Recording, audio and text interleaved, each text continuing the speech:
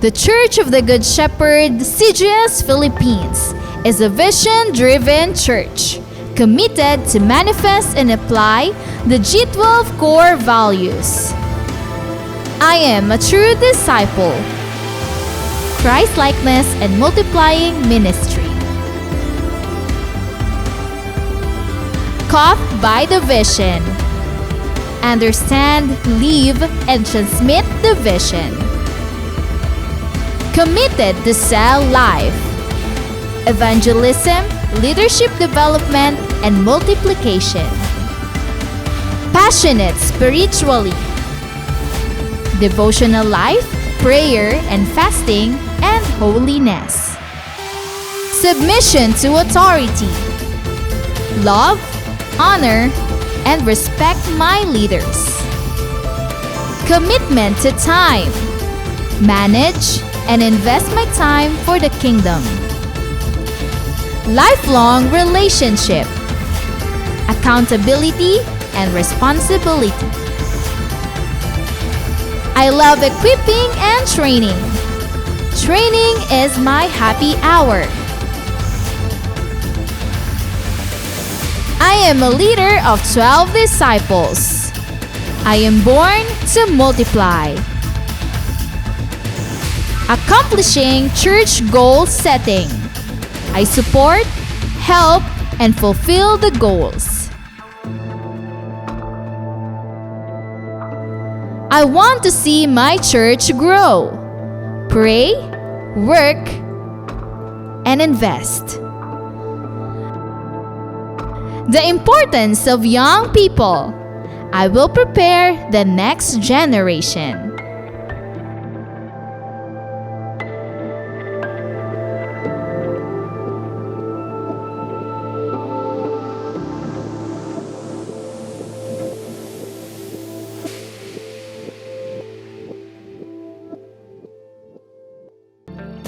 We are the Church of the Good Shepherd. We are inviting you to click like, share this video, and be engaged as we share God's vision to our online community. Disciples, be present and engage in our online classes.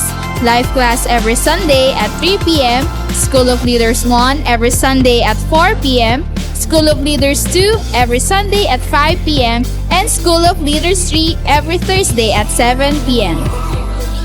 There is power when we pray. Be part in our daily prayer at home every 5 o'clock in the morning and 6 o'clock in the evening. Leaders, stay tuned to our online leaders meeting together with our beloved Pastor Rami Henares Jr.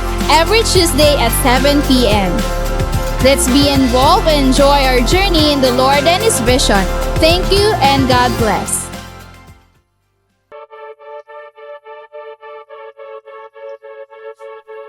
The Church of the Good Shepherd aims to make the vision of God manifest in the lives of people.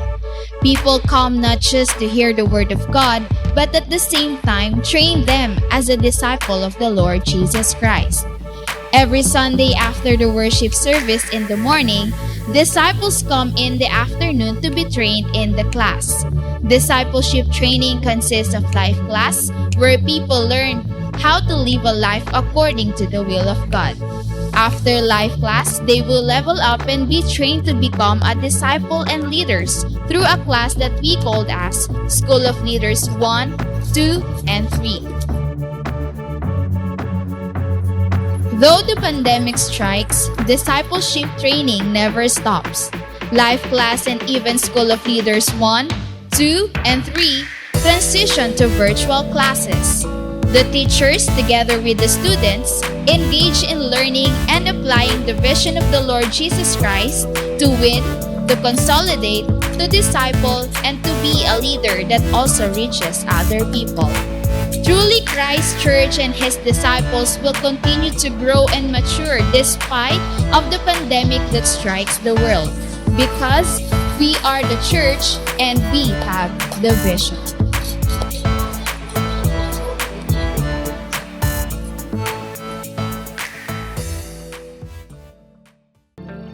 We are the Church of the Good Shepherd. We are inviting you to click like, share this video, and be engaged as we share God's vision to our online community.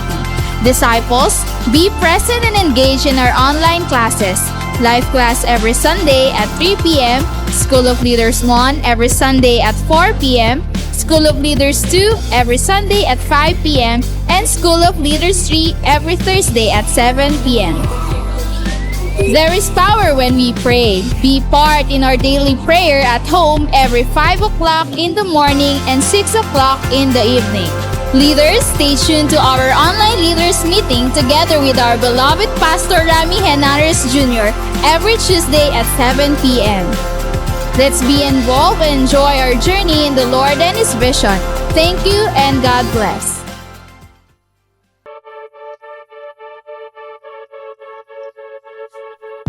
The Church of the Good Shepherd aims to make the vision of God manifest in the lives of people. People come not just to hear the Word of God, but at the same time train them as a disciple of the Lord Jesus Christ. Every Sunday after the worship service in the morning, disciples come in the afternoon to be trained in the class.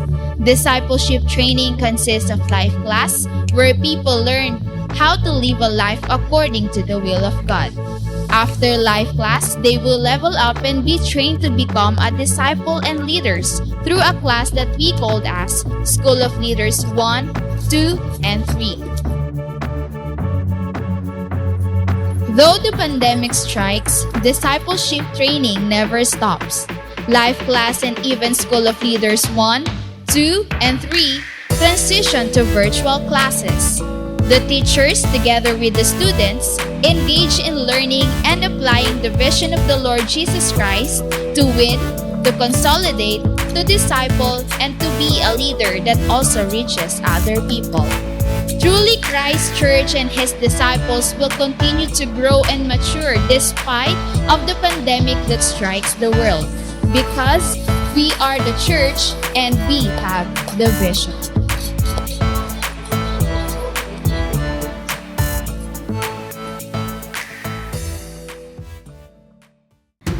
The Church of the Good Shepherd, CGS Philippines, is a vision-driven church committed to manifest and apply the G12 core values. I am a true disciple, Christ-likeness and multiplying ministry. Caught by the vision. Understand, live, and transmit the vision. Committed to sell life, evangelism, leadership development, and multiplication. Passionate spiritually, devotional life, prayer and fasting, and holiness. Submission to authority, love, honor, and respect my leaders. Commitment to time, manage, and invest my time for the kingdom. Lifelong relationship, accountability, and responsibility. I love equipping and training. Training is my happy hour. I am a leader of 12 disciples. I am born to multiply. Accomplishing church goal setting. I support, help, and fulfill the goals. I want to see my church grow. Pray, work, and invest. The importance of young people. I will prepare the next generation.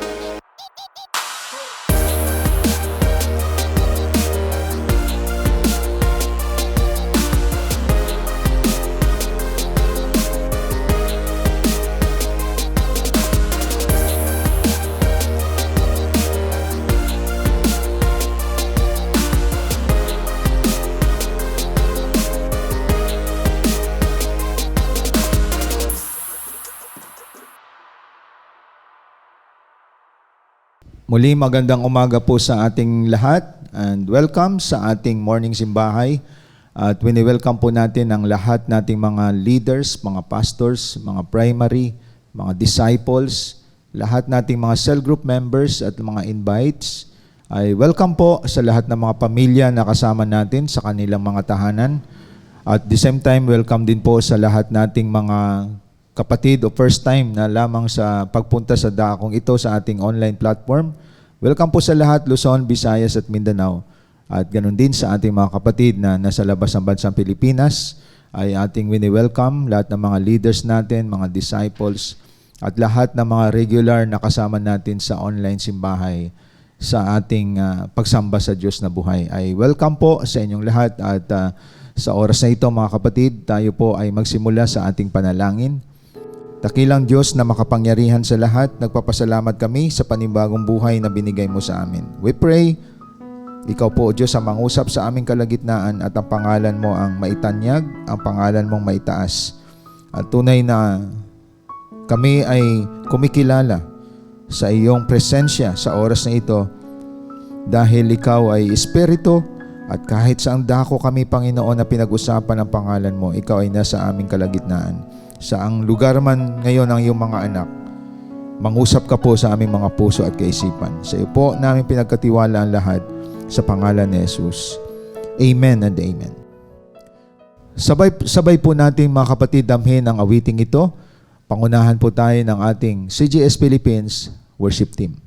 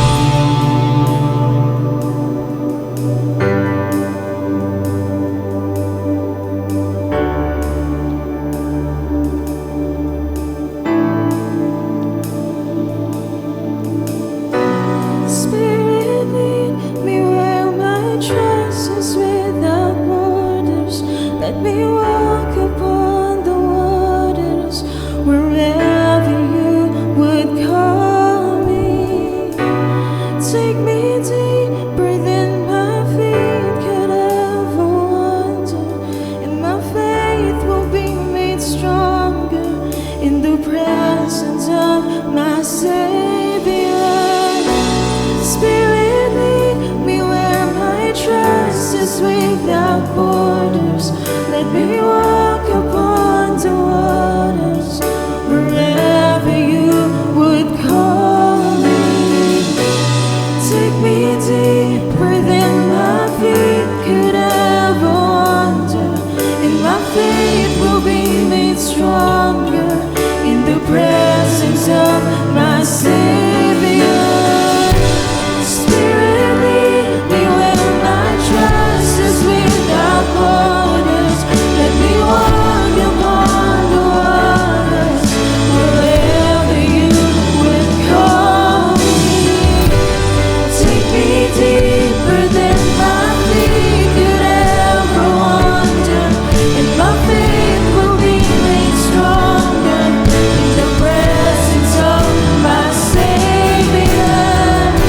Spirit, lead me where my trust is without borders. Let me walk upon the waters wherever you would call me.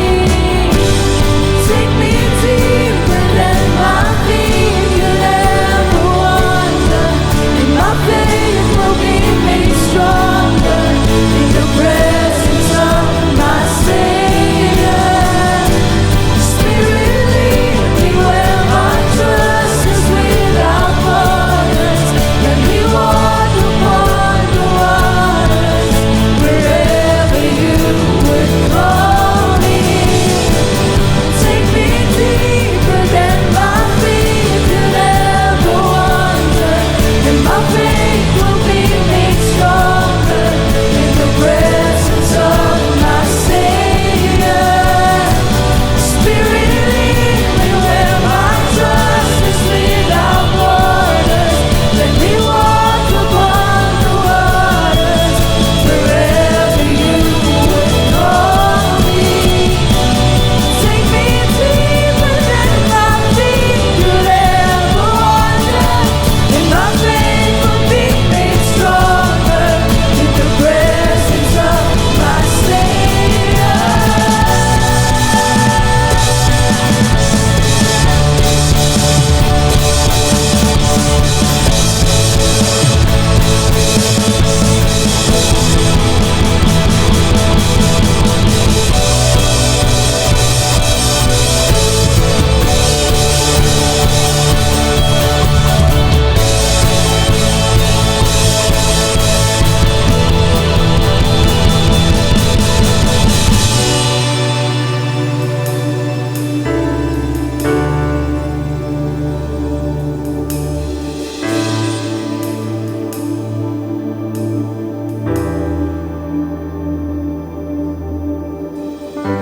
And I will call upon your name and keep my eyes above the waves. When oceans rise, my soul will rest in your embrace, for I am yours, and you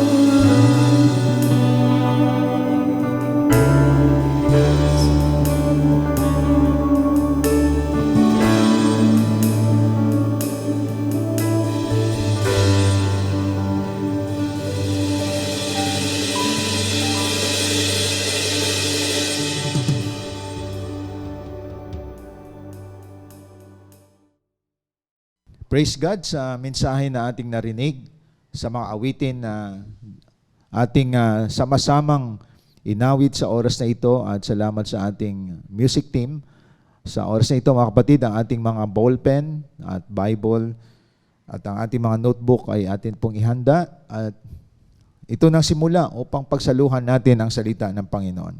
Ngayong umaga, ang ating pag-usapan, makikita sa 1 Samuel 15:22-23. Sinabi ni Samuel, "Akala mo ba'y higit na magugustuhan ni Yahweh ang handog at hain kaysa ang pagsunod sa Kanya? Mas mabuti ang pagsunod kay Yahweh kaysa paghahandog, at ang pakikinig ay higit sa haing taba ng tupa. Ang pagsuway sa Kanya ay kasinsama ng pangkukulam, at ang katigasan ng ulo'y tulad ng pagsamba sa Diyos-Diyusan. Sapagkat itinakwil mo ang salita ni Yahweh, itinakwil ka rin niya bilang hari. In Isaiah 1:19-20, ating pong buksan ang ating mga Bible, Isaiah chapter 1:19-20. Kung susundin ninyo ang aking sinasabi, tatamasahin ninyo ang ani ng inyong lupain. Ngunit kung susuway kayo at maghihimagsik, tiyak na kayo'y mamamatay. Ito ang mensahe ni Yahweh. Ang ating pag-usapan sa umagang ito is about the blessing of obedience. Pansinin po natin, ang ating mga text ay tumutukoy at tinutumbok nito ang pagsunod. Sabi nga ng isang quotation, iparaphrase ko na lamang po sa Tagalog. Ang sabi niya, hindi mo kayang talunin si Satanas. Hindi mo kayang talunin si Satanas kung scripture lang ang pag-usapan. Sometimes mas magaling pa daw si Satanas kaysa sa isang ordinary believer. Dahil si Satan, nagkukot din ng scripture. You can beat Satan by obeying God. Dahil si Satanas ay hindi sumusunod sa Diyos, pero ikaw na Kristiyano o believer, sumusunod ka sa Diyos. Sa madaling salita, gawin mo na ang lahat, kayang gawin ni Satan yan. Ang hindi lang kayang gawin ni Satan ay ang sundin ang salita ng Diyos. Ibig sabihin, diyan tayo mananalo. Kung sa Bible lang may knowledge si Satan, tandaan natin yon mga kapatid. Pero ang hindi niya kaya, ang gawin, ipamuhay, utop din ang salita ng Diyos. At ito, malaki ang impact nito sa buhay natin. Ibig sabihin, obedience ay napaka-significant nito sa life natin. Ibig sabihin, kahit you have everything, dumalo ka nga sa training, sa seminar, nagpa-undergo ka ng discipleship, everything, kahit nagbabasa ka ng Bible araw-araw, kapag isang bagay na hindi mo nagawa, equal lang tayo sa ating kalaban. Ngunit ang hindi kayang gawin ng kalaban, ipamuhay ang salita ng Diyos. And this is very important for today. Ang ating pag-usapan is about the blessing of obedience. Marami po sa atin dito, sablay pagdating dito. At kung pansinin po natin, dito sa binasa natin sa 1 Samuel 15, kung balikan natin kanina yung ating binasa, 1 Samuel 15, ang definition ng obedience at ang comparison ng obedience. 1 Samuel 15:22-23. Sa verse 23, sabi niya, ang pagsuway ay kasinsama ng pangkukulam. So, ibig sabihin, pag sinuway natin ang salita ng Diyos, katumbas ito ng pagiging isang pangkukulam. At ang katigasan ng ulo'y tulad ng pagsamba sa Diyos-Diyusan. So, mabigat. No? Kapag tayo ay sumuway sa Lord, sobrang bigat ito. Kasi kahawig ka ng mga mangkukulam at katulad ka din sa mga sumasamba sa Diyos-Diyusan. So ang usapin dito, hindi yung marami kang alam sa Bible. Ang usapin dito, hindi yung ikaw ay may position sa church. Ang usapin dito, ilan na ang ginagawa ko at sinusunod sa salita ng Diyos. That is why obedience is very, very important sa panahon natin ngayon. Kahit dumalo ka ng mga conference, mga mentoring, useless ang lahat kung hindi ka man lang sumusunod sa salita ng Diyos. Kaya, napakalaking bagay ang pagsunod. Akala natin simple lang, pero maraming utos sa Bible na mahalagang sundin natin. May general command sa Bible. The general command sa Bible, Matthew 28:19-20. At yan ang pinaka-major sa ating lahat. Humayo kayo, ipahayag ang mabuting balita. Go and make disciples. That is why we win souls and make disciples. So kahit ikaw nang pinakamatagal sa church, wala ka pang isang kaluluwa na naakay at wala ka pang na-disciple, disobedience yun. At ang disobedience, ito po ay equivalent sa rebellion, pagre-rebelde sa Diyos. So tandaan po natin mga kapatid, kung may mga bahagi sa Bible na general command hindi mo ginagawa, you are living in disobeying God. At sa pagpasuway natin sa Diyos, pagsuway natin sa Kanya, hindi tayo magiging maayos. That is why, ang pagsunod, yun ang target natin this morning because there is blessing in obedience. So the blessing of obedience, number one, kapag tayo ay may obedience, your attitude of obedience glorifies God. Kaya ang pagsunod natin sa Diyos, ang Kanyang bunga nito ay nagbibigay tayo ng kaluwalhatian sa Panginoon. At ang isa sa best example dito si Jesus Christ. Kung tingnan natin, sa Philippians chapter 2 verse 11, mula nang nasa tiyan pa lamang ang ating Panginoon, pagsilang niya hanggang sa siya ay namatay, andun ang pagsunod niya sa Ama. That is in Philippians chapter 2 verse 11. Kung tingnan natin, nagkatawang tao si Jesus Christ, at ito'y nakapagbigay ng glory sa ating Diyos na buhay. Philippians chapter 2 verse 11. Description nito nung si Christ ay nagkatawang tao. At tingnan po natin ang verse 11. At para sa ikaluluwalhati ng Diyos Ama, ang lahat ay magpapahayag na si Jesucristo ang Panginoon. So nag-glorify ang Diyos Ama. Bakit? Ano bang ginawa ni Jesus Christ? Ang ginawa niya sa verse 8. Ano sabi sa verse 8? Nagpakumbaba siya at naging masunurin hanggang kamatayan. So ibig sabihin, ipinanganak siyang tulad ng karaniwang tao at nang si Kristo'y maging tao, nagpakumbaba siya at naging masunurin hanggang kamatayan. Narinig ninyo yung word na masunurin hanggang kamatayan. Ang epekto nasa verse 11, at para sa ikaluluwalhati ng Diyos Ama. So si Jesus Christ na nandito sa lupa, isa siyang example sa ating lahat sa pagsunod. Sumunod siya hanggang sa kamatayan, dinuraan siya, pinersecute siya, inalipusta siya, hindi siya tinanggap ng mga tao. Pero ang objective niya is to obey the Father. At ang Father ay nag-glorify. So ibig sabihin, dapat tayong mga anak ng Diyos. Tayo na mga sumusunod. Kung sinasabi nating sumusunod tayo sa Panginoon, despite of persecution, despite of problems, trials, pagsubok sa buhay po natin, ang objective sa utak mo at sa puso mo, I want to glorify God. That is why I obey. So obedience glorifies God. And it must be our attitude. Ito dapat yung asal po natin. Ginagawa ko ito dahil gusto ko mag-glorify ang Diyos sa buhay ko.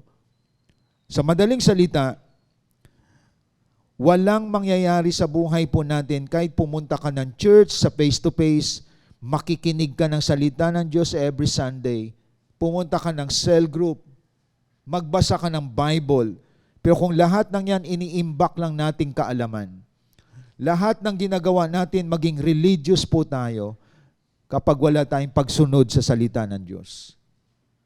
So, ibig sabihin, tingnan po natin, bakit ka nagpipray? That is obedience. That is obedience. Bakit ka nagbabasa ng Bible? Kasi you want to obey the Word of God. So, bakit nandito ka sa simbahay? That is obedience. Binukod mo ang isang araw para sa Panginoon. So, lahat ng nandito, you obey God. Ang araw na ito para sa Diyos. Ilalaan ko to para sa Kanya. Makikinig ako kasi gusto ko ipamuhay ang salita ng Diyos. And that is obedience. So our main objective in everything we do, isa lang ang ating tinutumbok. I want to obey God because I want to glorify His name. So maraming aspeto sa life natin. Bakit ka pinagpapala ng Diyos? Para saan yan? Binibless ka ng Lord financially at ginagamit mo yon ang bahagi na para sa Panginoon, and that is also obedience. Bakit hindi ka kinukulang, hindi ka kinakapos? Because you are faithful in returning what belongs to God. And that is obedience. So sa madaling salita, ginagawa mo yon because you want to glorify God. So tandaan natin mga kapatid, pag may utos sa Bible at ang utos na yan ay general command, para sa iyo yon at para sa akin.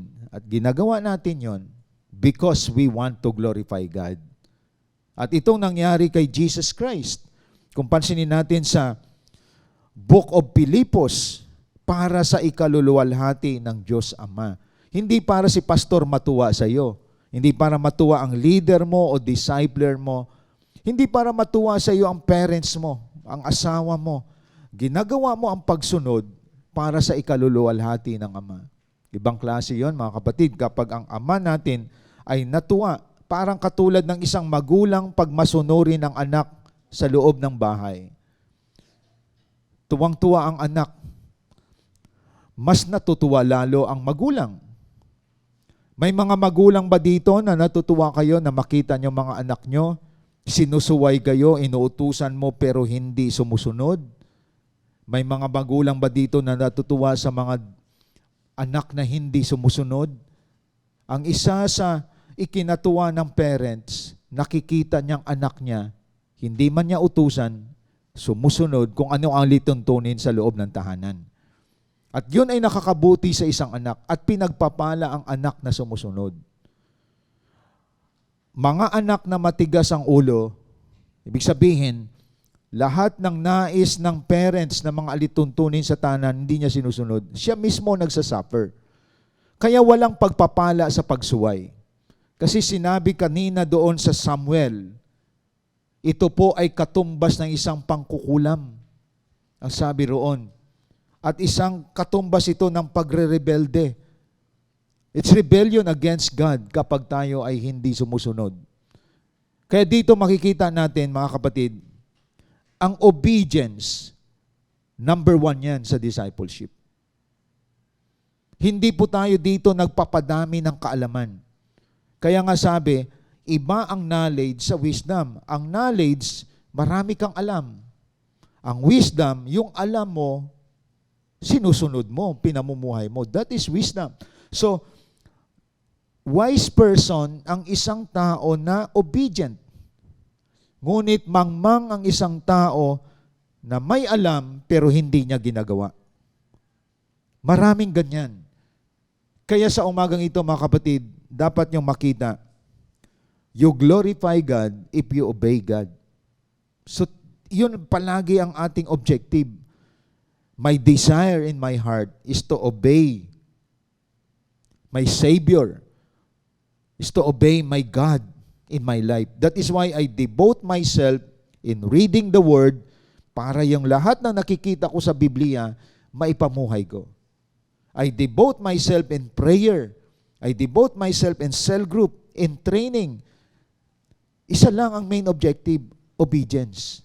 Lahat ng matutunan ko, mga seminars na to para sundin ang sinasabi ng salita ng Diyos. Kaya marami po namumuhay sa paglabag sa salita ng Diyos, kaya sablay ang buhay. Kaya alam ninyo, mga kapatid, ang pagsunod ay pagsasaayos ng buhay po natin. Ang pagsunod ay may direksyon tayo dapat na tinatahak. Hindi tayo magkakamali. Kaya may blessing sa pagsunod. Tandaan po natin yon, mga kapatid. Obedience gives order in us. Kaya nakita po natin dito sa Philippians na binasa po natin. Another thing, sa 2 Corinthians 9:13. Anong sabi sa 2 Corinthians 9:13? Tingnan po natin. 2 Corinthians chapter 9, verse 13. Para lalong malinaw sa atin, sa Tagalog, sabi dito, ang bukas palad ninyong pagbibigay sa kanila at sa lahat ang siyang magpapatunay na matapat ninyong sinusunod ang magandang balita ni Kristo. Dahil diyan, magpupuri sila sa Diyos. So ang bottom line, kapag sumusunod ka sa salita ng Diyos, dito sa binasa natin sa Korinto, ang mga mananampalataya, andun ang kanilang bukas palad na pagbibigay sa mga nangangailangan. At ito'y nagpapatunay na matapat nilang sinusunod ang mabuting balita. Anong epekto nito? Dahil diyan, magpupuri sila sa Diyos. So, tingnan ninyo, mga kapatid, ang kanilang generosity, nagbibigay ng glory kay Lord. So like what I said, kapag ikaw ay na-disciple, holistic po yan. Naging generous ka sa mga nangailangan. Lalo na ngayon na ang Pilipinas ay nagkaroon tayo ng matinding baha po dito. mga kapatid. At marami sa mga mananampalataya, maging sensitive po tayo na tulungan ang alam mo nangangailangan. May kamag-anak ka, may pamilya ka, may kaibigan na kilala na nabiktima sa nangyaring calamity. Walang nakakita pero tumutulong ka. Anong sabi dito? Magpupuri sila sa Diyos. So hindi po tayo yung knowledge lang ang ating kinikater. Yung knowledge na nakita mo na ang isang mananampalataya, ang isang disciple, ay dapat sensitive sa mga taong nangangailangan. Ginagawa mo yon na walang nakakakita. Sasabihin nila, tunay nga na siya ay Kristiyano. So nagbibigay ng glory sa Diyos. Ito mga kapatid. Hindi na lalaman ng iba na ikaw ay sensitive sa mga needy people.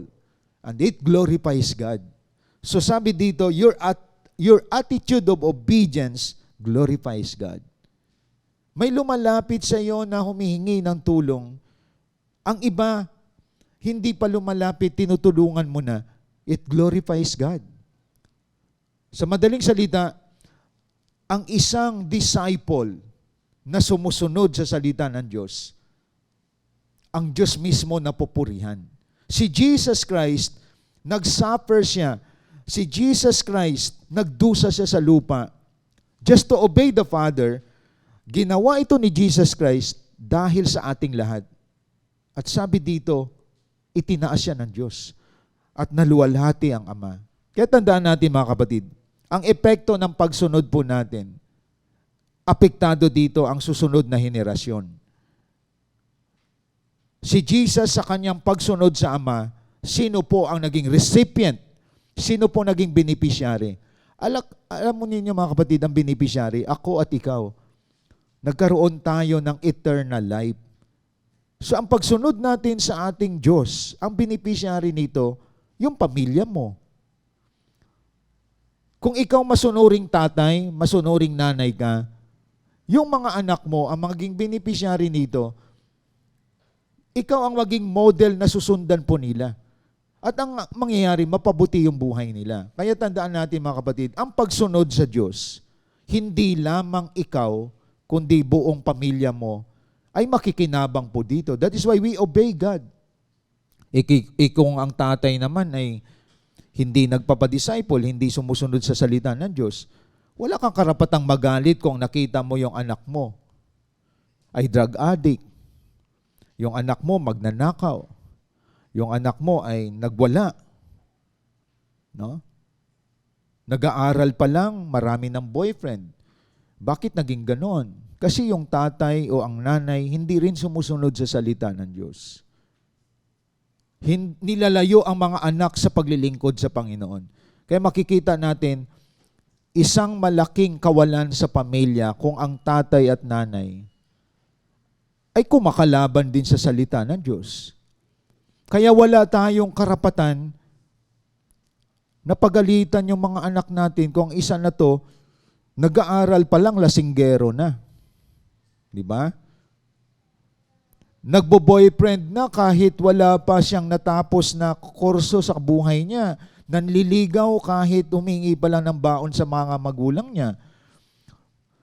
Ibig sabihin, nagkakaroon ng gulo, walang kaayusan ang buhay natin kapag wala tayong pagsunod from top to bottom. Tatay, hindi sumusunod sa salita ng Diyos. Nanay, hindi rin. Wala tayong asahan sa ating mga anak. Kaya panawagan to sa mga tatay at nanay. Kumbaga, kung may kaguluhan man nangyayari sa pamilya, magsimula yan sa tatay at nanay. Ayusin po natin. Simulan nating sundin ang alituntunin ng Panginoon. Dahil ang Diyos, may alituntunin siya.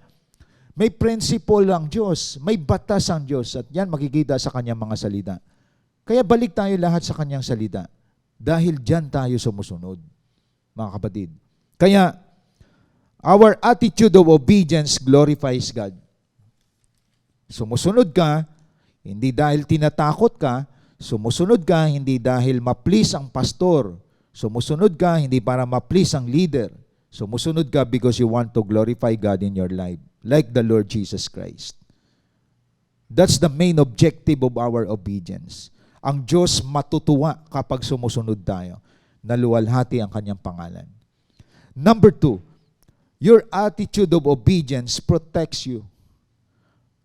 Alam niyo, pag tayo ay sumusunod, ito rin pala ang ating protection, mga kapatid. There is umbrella of protection and preservation to those who obey. Ibig sabihin, kapag sumusunod ka, nakapayong sa iyo ang paglingap, ang pag-iingat, lalo na sa mga sumusunod. Kaya tandaan natin, katulad nito, mga kapatid, ang pagsunod ay paglayo sa atin sa anumang kapahamakan. Obedience is your protection. Kaya nga sabi ko minsan, nagturo ako sa mga leaders pag Tuesday, hindi nyo ba napapansin na maraming namamatay, kumbaga, nasa prime age? Karamihang namamatay, bata pa ang edad. Kaya hindi totoo pag nagkakaedad ka na, malapit ka nang mamatay. Marami po, lampas 60, 70, 80, ini-expect mo na mawala na yan mabubura na yan sa mundo.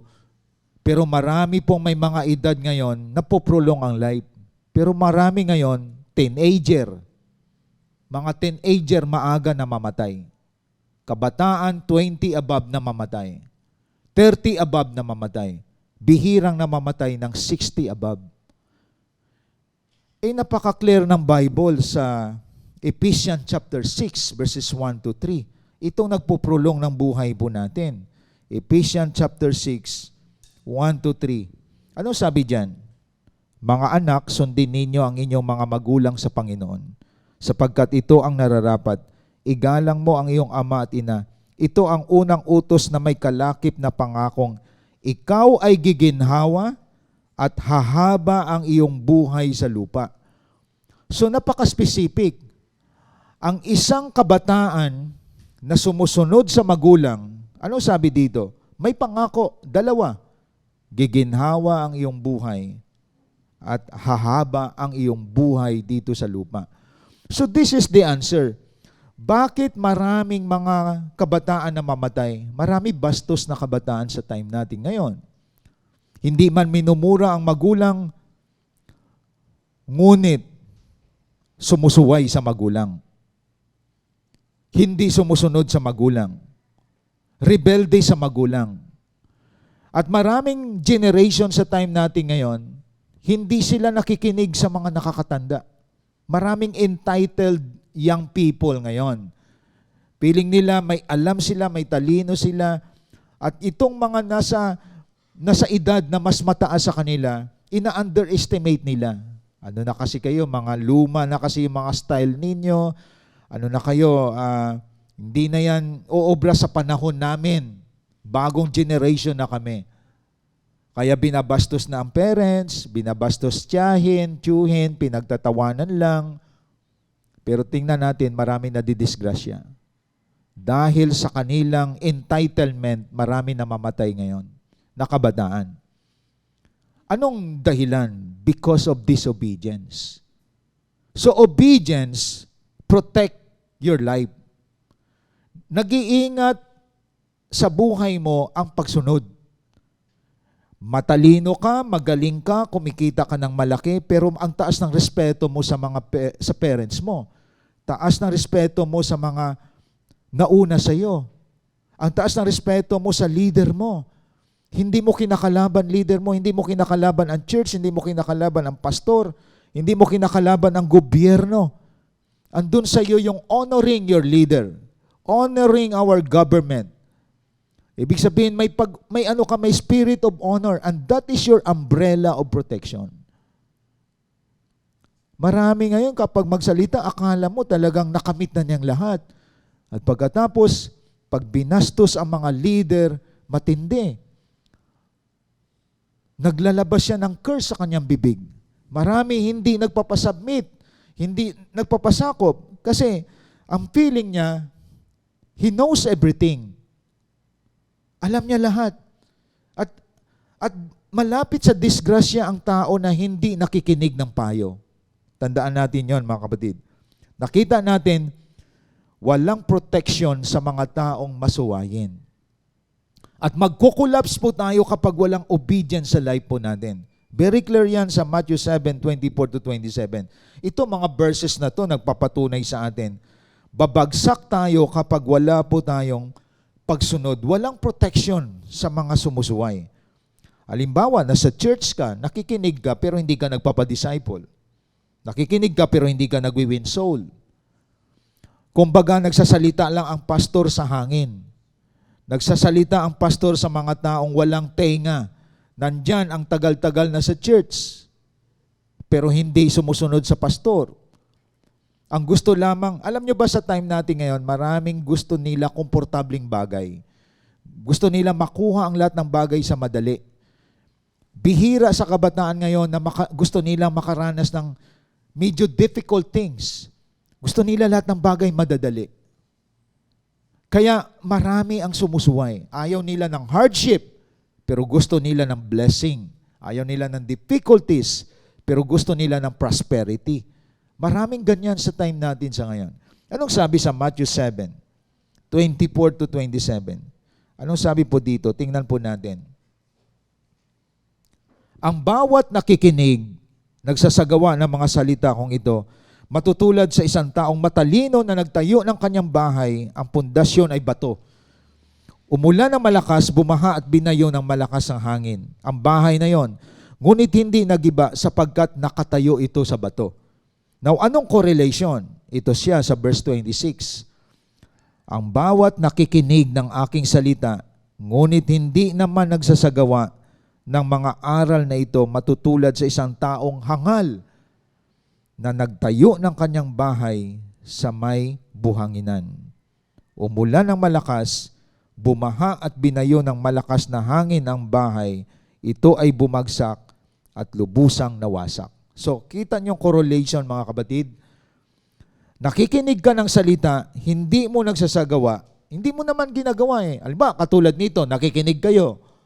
Pero after this, tapos na, wala na ang napakinggan mo. Hindi mo ginawa. Anong tawag ng Bible? Hangal. Taong hangal na para ka nagtayo ng bahay sa buhanginan. Dumating ang mga pagsubok, mga problema sa buhay, nawasak ka.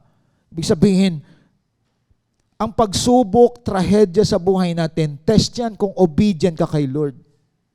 Ayun, kinurse mo si God, minura mo ang Diyos, minura mo ang church, kasi ang buhay mo, dami ng problema, daming pagsubok.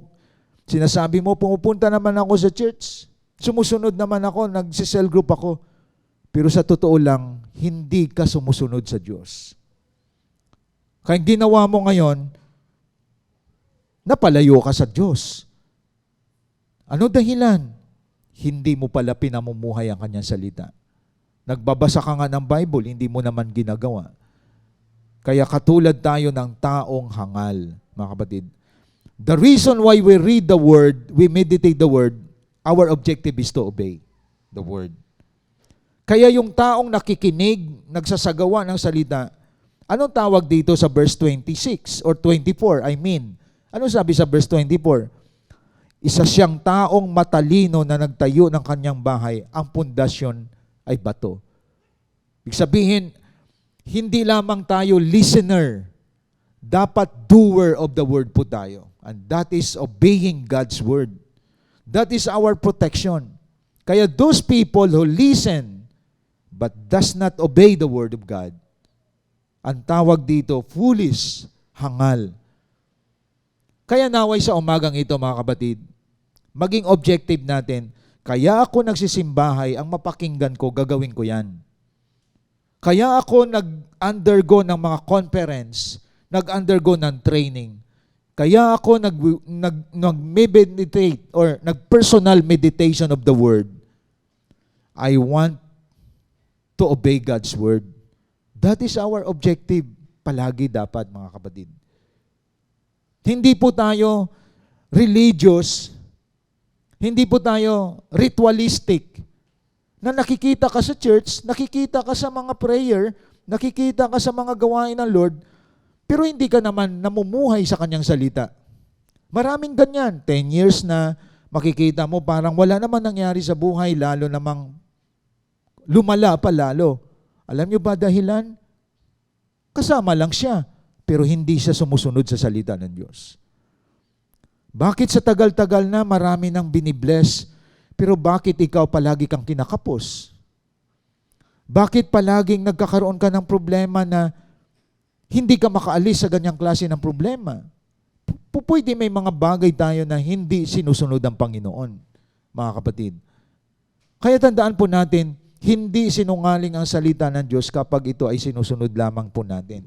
Kaya mapapansin po natin, dito yung comparative na ginamit ni Jesus Christ sa binasa natin sa Matthew 7, 24 to 27, at sa Ephesians chapter 6 na binasa natin kanina, ang pagsunod nagbibigay ng protection sa buhay po natin. Kaya pala nakatutok sa atin ang ating mga leader, ang ating mga disciple, because obedience protect our life. Ang pagsunod ay pag-iingat sa buhay po natin. Nakita niyo po? Alam niyo ba na ang isang kabataan na nag-aaral pa lang naging drug addict na, pag tiningnan mo ang background nun, hindi yan nagpapadisciple. Isang kabataan, teenager pa lang, mamalayan mo na lamang, meron na siyang premarital sex. Alam na niya, isang kabataan, addict sa porn. Isang kabataan, addict din sa online games. Pag titingnan mo yan, mga rebelde yan. At yan ang sisira sa buhay po nila. So lumilitaw ngayon, bakit maraming addict sa sex, addict sa sugal, addict sa drugs, addict sa relationship, different relationship. Naghahanap siya na ma-fill-in siya. Different relationship, pumapasok siya. Hindi niya alam, lalong nasisira buhay niya. Kaya maraming tao nasisira ang buhay. Bottom line, suwail sa salita ng Diyos, suwail sa magulang, suwail sa leader o sa disciple. Kaya pansinin ninyo yung opposite ng mga sumusunod. Tingnan nyo, igala nyo ang inyong mga paningin sa paligid. Obserbahan nyo ang mga tao na nasa social media. Alamin nyo ang mga tao na bakit ang ganda ng takbo ng buhay niya, bakit maayos ang buhay niya, bakit nakaka-bless naman siya kapag titingnan mo, marami na pagpala ang buhay, masunurin na anak, magaling na asawa, pinagmamalaki ng asawa. Bakit? Isa lang ang dahilan. Pagsunod. Sumusunod sa salita ng Diyos. May mga lalaki na kukonsumi sa asawang babae. May mga asawang babae na kukonsumi sa asawang lalaki. May mga anak o may mga magulang masama ang loob sa mga anak o mga anak masama ang loob sa parents. Isa lang ang bottom line nun. Pagsuway sa salita ng Diyos. At marami napapahamak sa hindi pagsunod sa kanyang salita. Kaya nakita niyo mga kapatid, your attitude of obedience protect your life. Nag-iingat pala sa atin kapag tayo ay naging masunurin. Kaya mapapansin mo bakit may mga kabataan ngayon, maaga pa lang namamatay na. May mga kabataan ngayon, may mga sakit na. No? May mga herpes. May mga sakit. Bakit? Saan nakuha yon? Biro mo, kabataan ka, iba't ibang relasyon ang pinasok mo. Tapos, sa halip na ikaw ay mag-devote kay Lord, mag-devote sa pag-aaral, pumasok ka sa different relationship. Ayon sa government natin, maraming teenager may sakit na. No? Bakit? Nakipag-sex sa kapwa lalaki, nakipag-sex sa different person. Ayun, may AIDS na. AIDS. Ibig sabihin, may mga sakit na. nakuha sa iba. Kasi marami po, mga kapatid, ini-enjoy nila ang pita ng laman. Pero patungo pala ito sa kapahamakan. Hindi nakikinig yan sa magulang, hindi nakikinig yan sa church, hindi yan nakikinig sa mga leader. Kaya tandaan natin, ang pagsuway, ikakapahamak ng lahat ng tao. Simple lang sa rule ng ating batas. Pag tumawid ka, dumaan ka sa pedestrian lane. May nakalagay na, bawal ang tumawid, nakakamatay. Doon mo gustong tumawid sa nakakamatay. So marami namamatay. May pedestrian lane na nga eh. Ibig sabihin, we follow the law. At ang law ng government, law din also ng Word of God. Biro mo nakalagay, marami nang namatay dito. Buti pa nga ang pusa, tumatawid sa pedestrian lane eh. Pero yung tao yan ha, marunong magbasa, doon siya sa nakakamatay. Nakalagay, bawal umihi. Doon mo gusto umihi sa bawal. Ayon. So tayo, mahilig tayo sa bawal. At yun ang nakakasira sa atin, mga kapatid. Yung pala, nakatutok na si yung baril. Doon ka mismo. Eh di tinamaan ka. Kaya nakakapahamak ang mga hindi sumusunod, mga kapatid. Sa mga may sasakyan. Kaya nga may traffic light eh. Ang red, stop. Ang green light, go. Ang Pinoy iba, binabaliktad nila. Pag red, go. Doon naman tayo ngayon nakakabangga, nakakasira ng iba. So tandaan natin, ang pagsuway nakakasira ng buhay. Ibig sabihin, ang batas ng gobyerno, batas din yan ng salita ng Diyos. Halimbawa, yellow na, beating the red light ka, o beating the light. E di ano mangyayari ngayon? Magkukos ka ng accident. Kaya alam ninyo, yung mga sumusuway, nakakasira din sila sa iba. Sa halip na siya lang ang masira, nasisira pang iba. Maraming nadidisgrasya na mga sasakyan sa kalsada because of disobedience. Tandaan natin yon, mga kapatid. At yung mga sumusunod sometimes, nadadamay sila. Ayon. Kaya tandaan po natin, ang pagsunod sa traffic rules, ang pagsunod sa pagtawid, ang pagsunod sa mga magulang natin, pagsunod sa ating government, pagsunod sa church, nakakabuti sa buhay mo yan, mga kapatid. So pag dinadaya mo parents mo, binibigyan ka palagi ng baon, yung pala dinadrugs mo, yung pala dinidate mo sa girlfriend mo, malalaman din bandang huli, wala kang diploma. At lalo kang masisira ron. So, nagdi-destroy ang hindi pagsunod sa Diyos. Kaya importante ito, may blessing ang pagsunod, mga kapatid. Your attitude of obedience protects you. Nag-iingat ito sa buhay mo. Kaya tingnan mo sarili mo. Ikaw ba yung taong sumusunod? Tingnan mo ngayon, inaani mo ang pagsunod mo sa Diyos. Ikaw ba yung tao na may pagsuway? Tingnan mo sa sarili mo. So, bumabalik sa atin, mga kapatid, bumirang yan. Kapag sumusunod ka, aanihin mo din yon. Pag sumusuway ka, aanihin mo ba rin yon.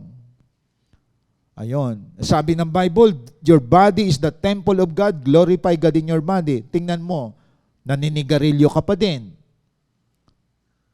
Isang baga ka na lang. Wala na. Di ba? Kasi hindi ka sumusunod eh. Di ba? Your body is the temple of God. Nagpupuyat ka sa walang pakinabang na pagpupuyat. So nagkakaroon ka tuloy ng tuberculosis, sakit. Naging masasakitin ka. Why?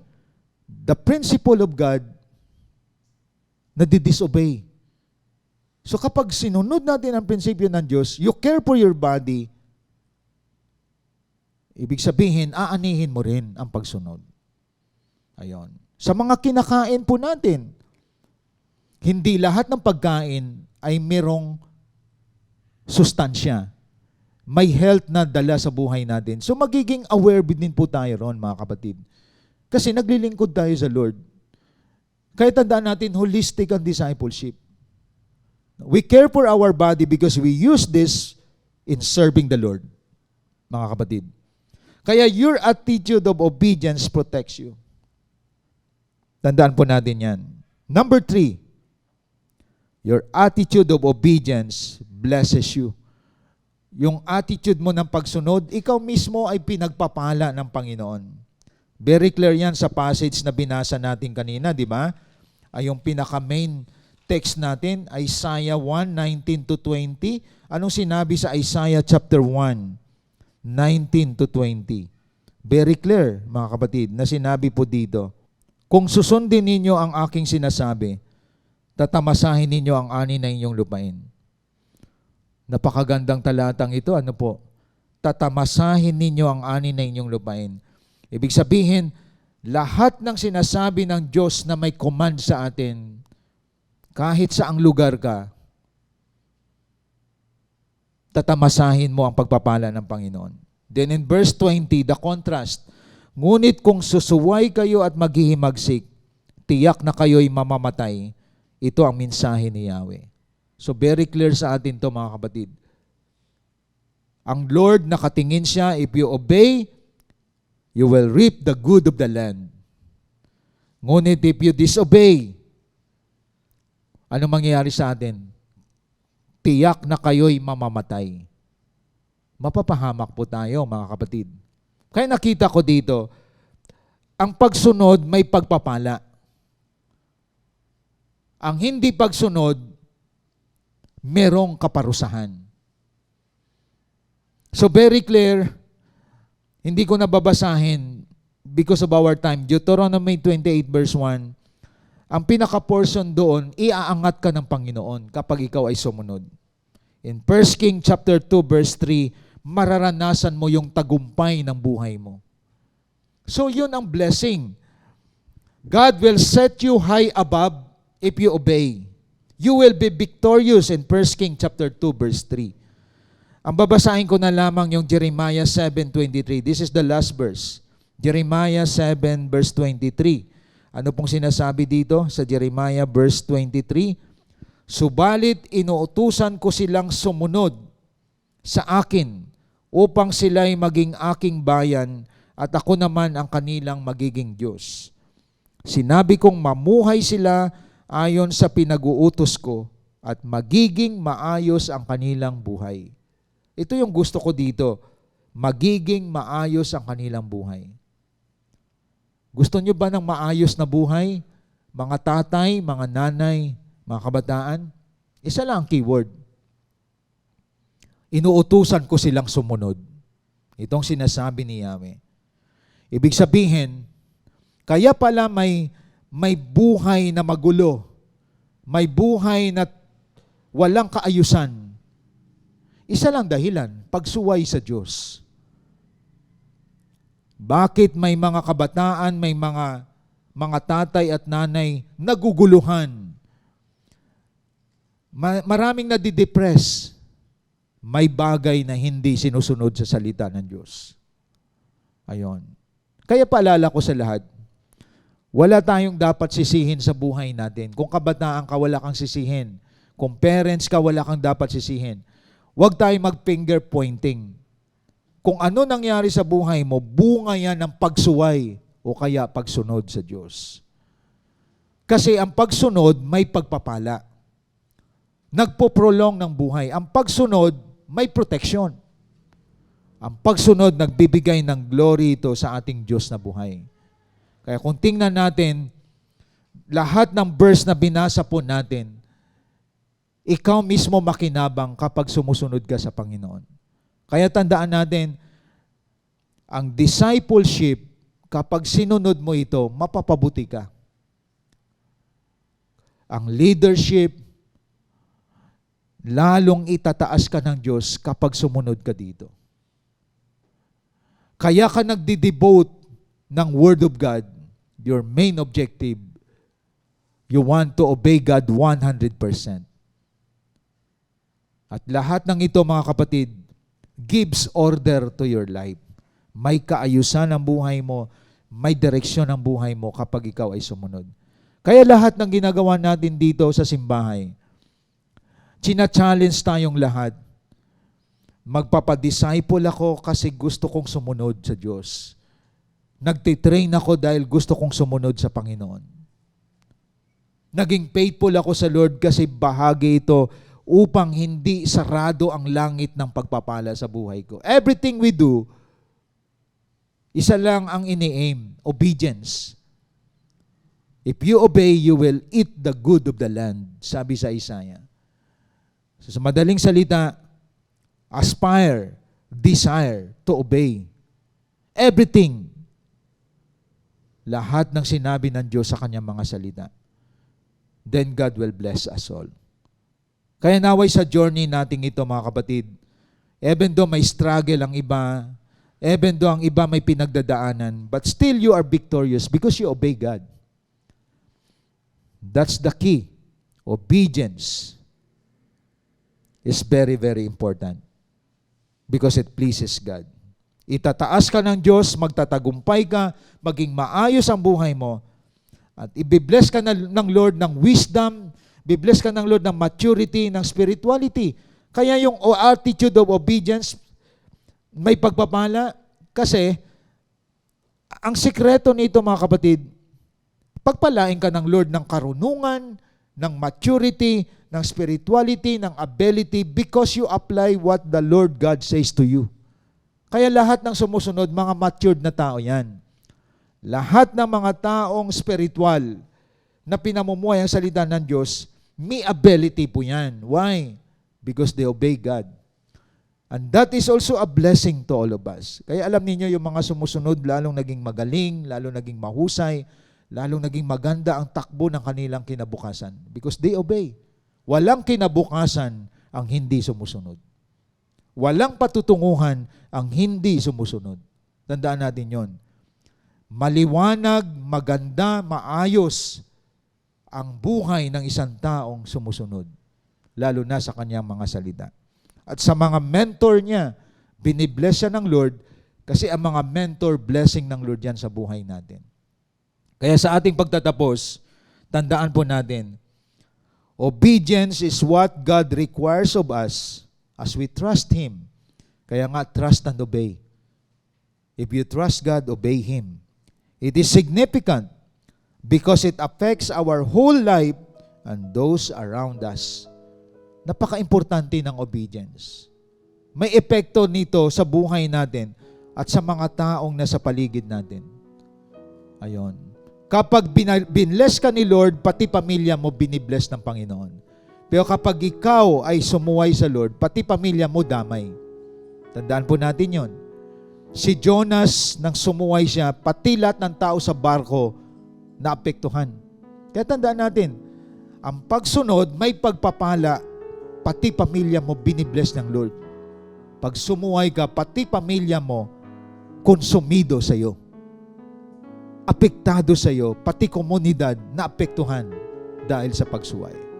Pero kapag sumunod ka, pinagpala ang pamilya, ang komunidad at ang ating bansa sa isang taong sumusunod.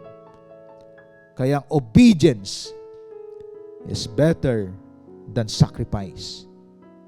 Tandaan natin yon, mga kapatid. Napakahalaga ang pagsunod. Kaya naway sa ating pagtatapos na ito, maging objective ninyo mga leader, mga disciple, mga invites. Sino man ang nag-guide sa iyo, leader man o pastor, obey. That is for your benefit. Hindi ka mapapahamak kapag ikaw ay sumunod. Marami na didisgrasya dahil sa pagsuway. Kaya, nasa right track ka kapag sumusunod ka sa sino mang nakakataas sa iyo. Bago tayo mag-closing prayer, damhin po natin ang awiting ito. Pangunahan tayo ng CGS Philippines worship team.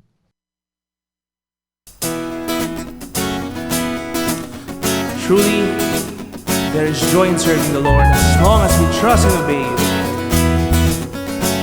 Come on, church.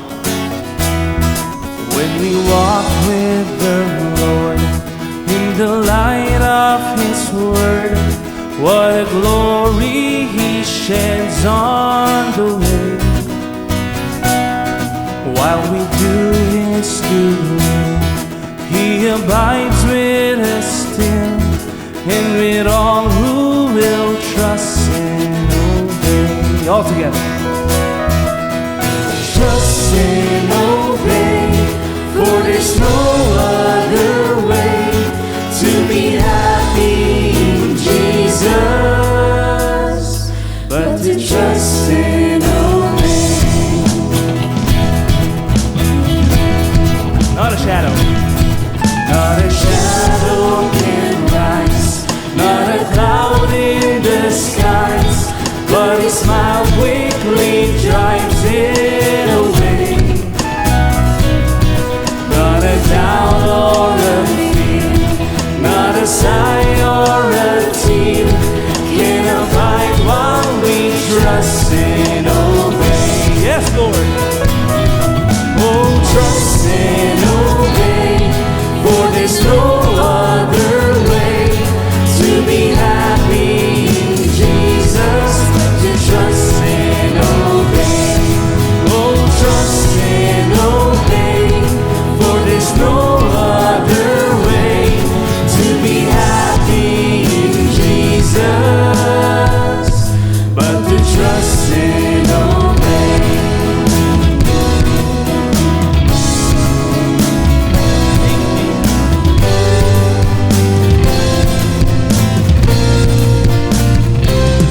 Then in fellowship sweet, we will sit at His feet, or we'll walk by His side in the way. What He says we will do, where He sends we will go. Never fear, only trust and obey. Trust and obey. Oh, trust and obey, for there's no other way to be happy in Jesus, but to trust and obey. Oh, trust and obey, for there's no other way to be happy in Jesus, but to trust and obey. To be happy in Jesus, but to trust and obey.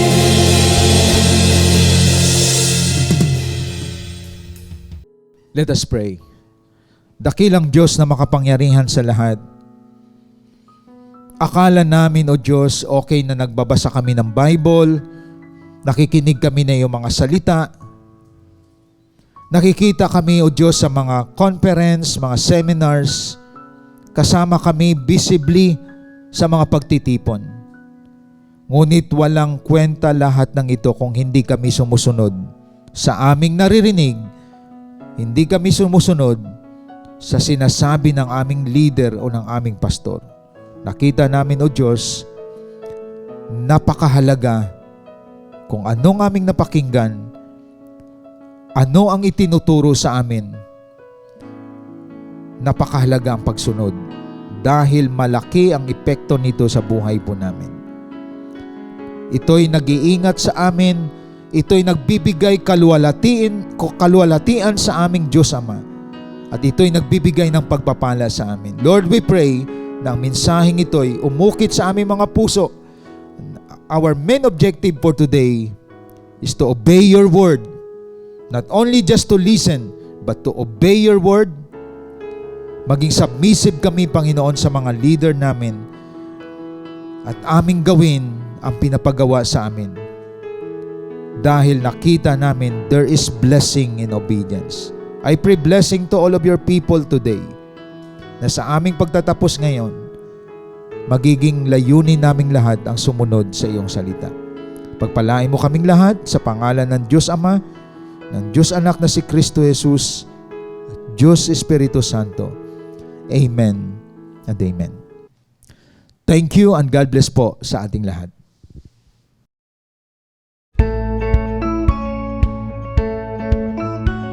Hope you've been blessed by the message of God today as we continue to extend our calling in loving God and loving people even in online, and keep you more updated to our journey in God's vision. Connect to us wherever you are. Like our Facebook page, Follow us on our Instagram account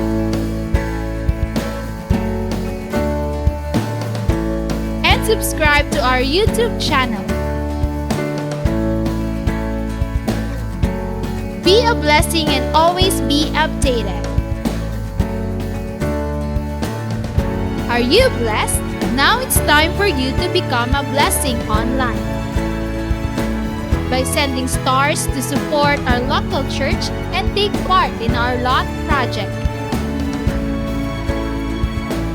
And be a cheerful giver, presenting your tithes and offering to our GCash account.